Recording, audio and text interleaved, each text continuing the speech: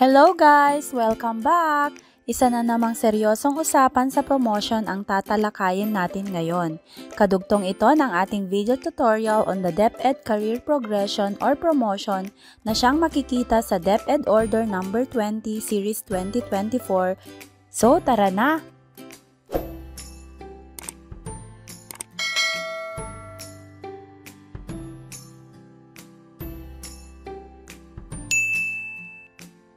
Matatandaan ninyo sa nakaraang video na sa bahaging ito, nabanggit ko na may mga nakalaang PPST indicators sa bawat posisyon na a-applyan natin mula sa Teacher 2 hanggang sa Master Teacher 5. Nandito tayo sa bahagi kung saan makikita ang mga classroom observable and non-classroom observable indicators para sa bawat posisyon na pwede nating applyan.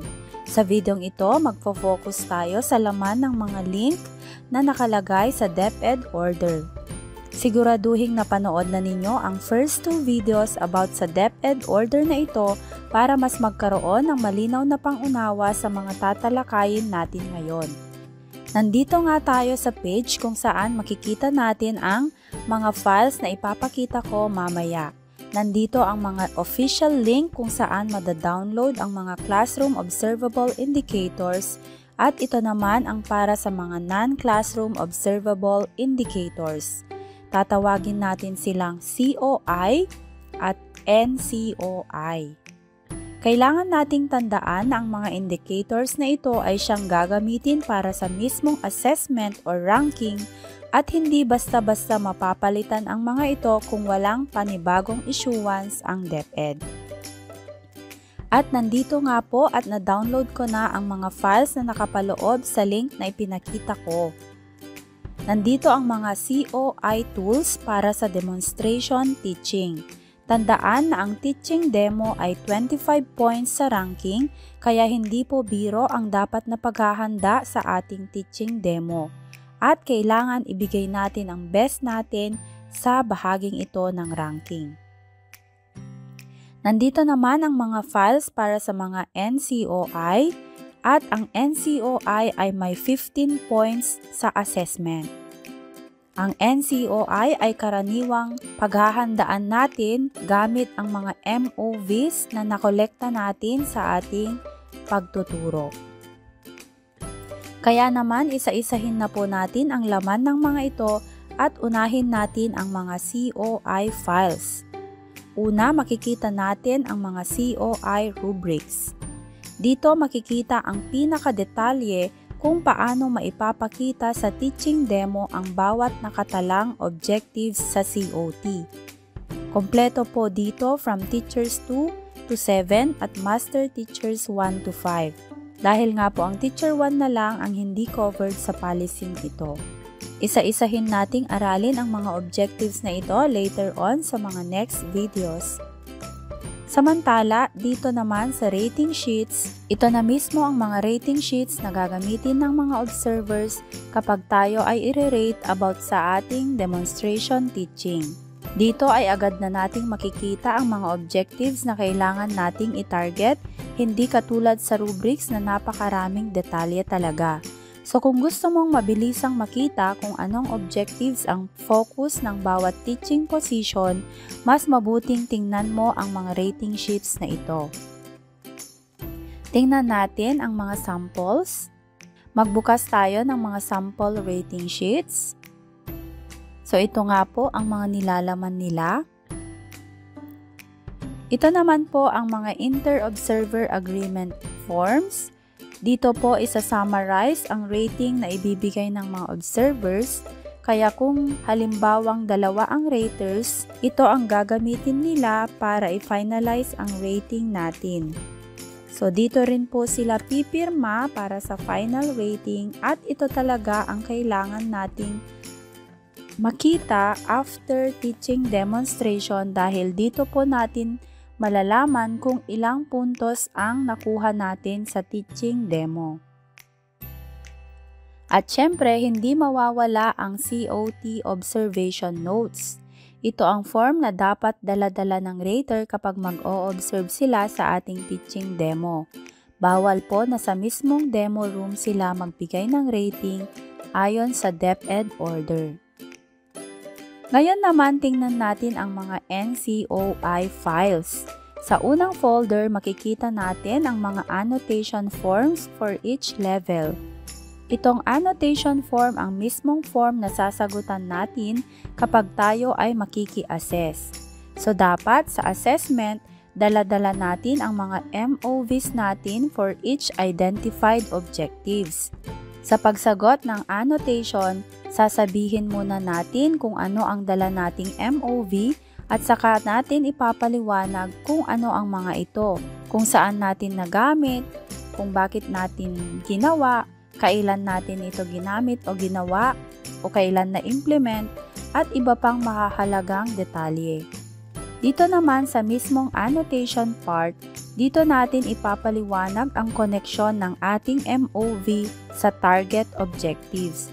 Kaya hindi lang po dapat alam natin kung ano yung objectives, kung hindi, alam na alam din dapat natin kung ano ba yung ibig sabihin ng target objectives. Pwede rin mag-cite tayo ng references, theory, principle, or strategy to back up our claim na talagang na-achieve natin yung objectives na nakalagay dito. Tatalakayin natin ang mga objectives na nandito sa mga next videos. Dumako naman tayo sa NCOI rating sheet. Dito naman natin makikita ng madalian ang mga objectives na kailangan nating ma-achieve o ang mga objectives kung saan kailangan meron tayong dalang MOVs. Ito kasi ang mismong rating sheet na gagamitin ng assessor kapag i-rate ang ating mga portfolio annotations.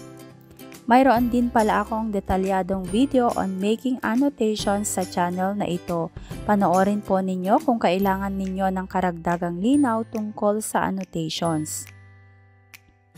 Balikan natin ang form. Kung titingnan dito sa directions for the assessor, nakalagay dito na ang pag-rate sa ating mga portfolio annotations ay during the behavioral events interview. So more or less, i-confirm nila sa interview ang validity ng ating dalang MOV at ang mga annotations na sinulat natin. Dito naman sa number 2, sinasabi rin na each NCOI is assessed on an individual basis. So, hindi nila i-rate ang portfolio natin as 1, bagkus ay sa bawat i-represent nating MOV and annotations per objective. Dito naman sa last folder, makikita natin ang mga inter-assessor agreement forms. Tulad sa teaching demo, dito rin isusulat ng mga assessors ang ating mga final rating. So, meron din pong more than one assessor kapag i-rate po nila ang ating NCOI. Itong last form naman po ang NCOI rubrics.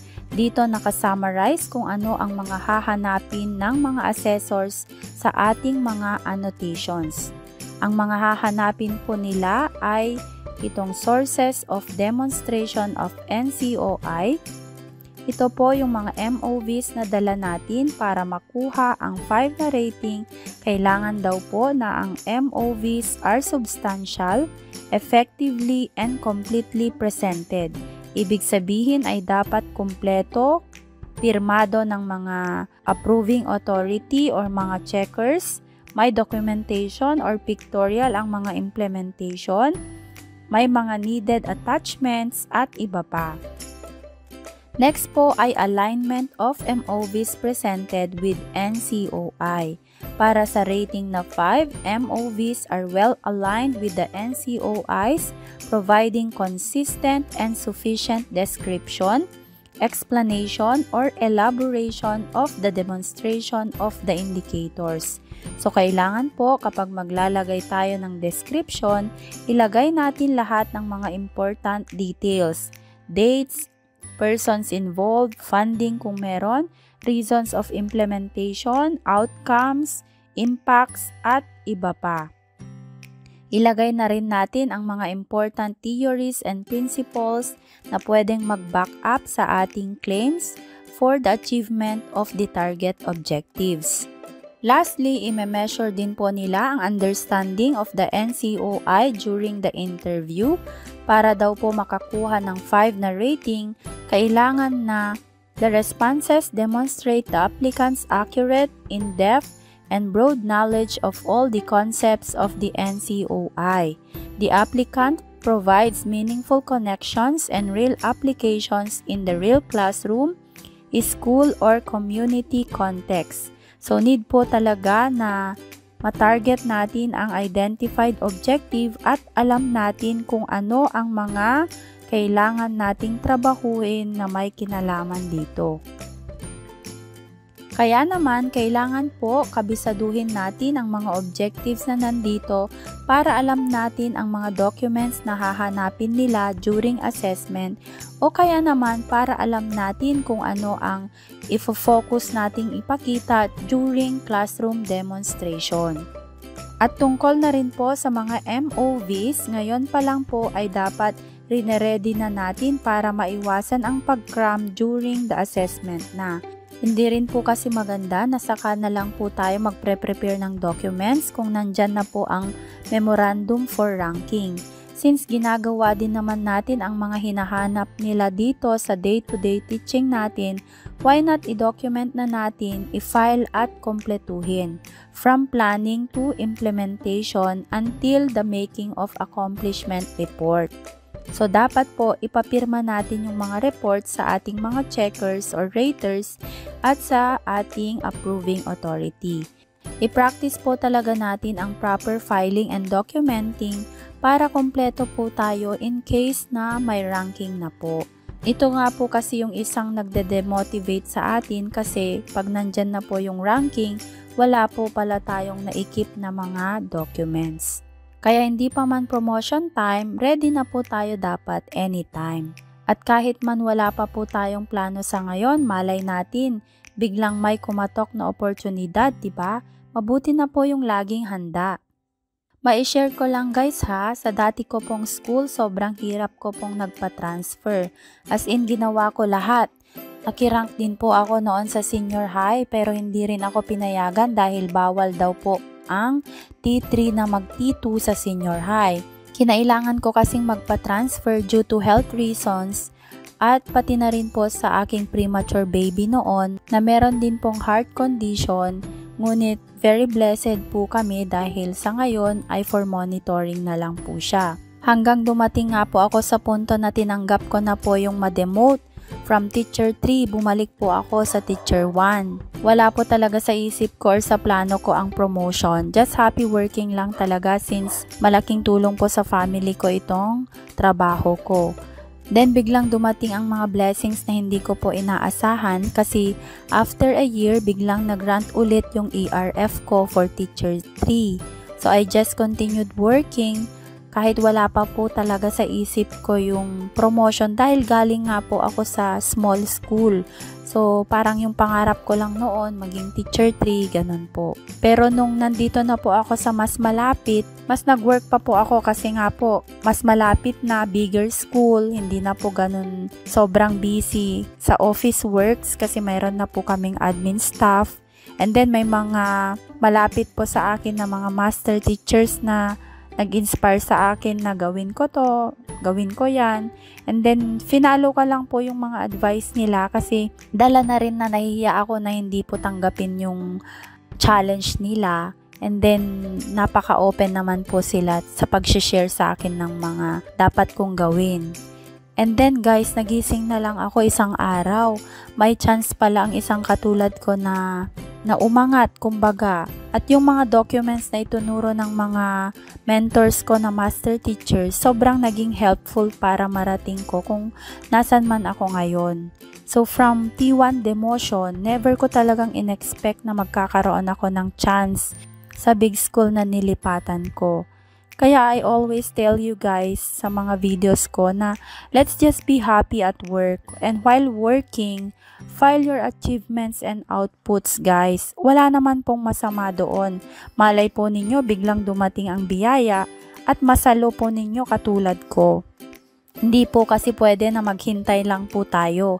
May mga pintuan nga po na bumubukas, pero kung hindi po tayo ready pumasok, hindi po natin kakayanin. Lalabas din po tayo at lalabas. So sabi nga po nila, nasa tao ang gawa, nasa Diyos ang biyaya. So we should work and we should show that we deserve God's blessings. May mga nababasa rin kasi akong mga comment guys tungkol sa mga bad experiences natin. I feel you po. Hindi naman po perfect ang journey ko. Ilang beses din akong umiyak. Hindi ko na rin mabilang kung ilang beses akong napahiya, napagalitan. Ilang beses ko na rin noon na inisip mag-resign o mag-change ng career. But then I chose to stay because I really love teaching. At yung mga bata hindi ko po talaga maiwan. Doon talaga ako kumakapit guys sa mga estudyante ko. Hayaan na natin ang magulong mundo sa labas ng classroom guys. Ang mahalaga, masaya tayo kasama ng mga estudyante natin. Kasi in the end, sila naman ang reason kung bakit tayo nasa DepEd. Napahaba na po yata yung kwento ko guys, pero I hope na-inspire ko po kayo to stay positive and also to dream big in our chosen career. Dito na po muna nagtatapos ang ating video. Asahan ang mga paliwanag para sa mga objectives ng bawat teaching position sa mga susunod kong upload. Kaya naman, I hope ay mag-subscribe kayo at pindutin ang notification bell para updated kayo lagi. I-download din po ang mga files na ipinakita ko sa link na inilagay ko sa video description at comment box. Palike naman po at mag-comment sa ibaba, pakilagay ang inyong school or division para naman po malaman ko kung saan umabot ang video na to. Kung nandito ka pa rin, sobrang thank you. Excited akong mabasa ang comment mo. Paalam na po. Happy Teching Day!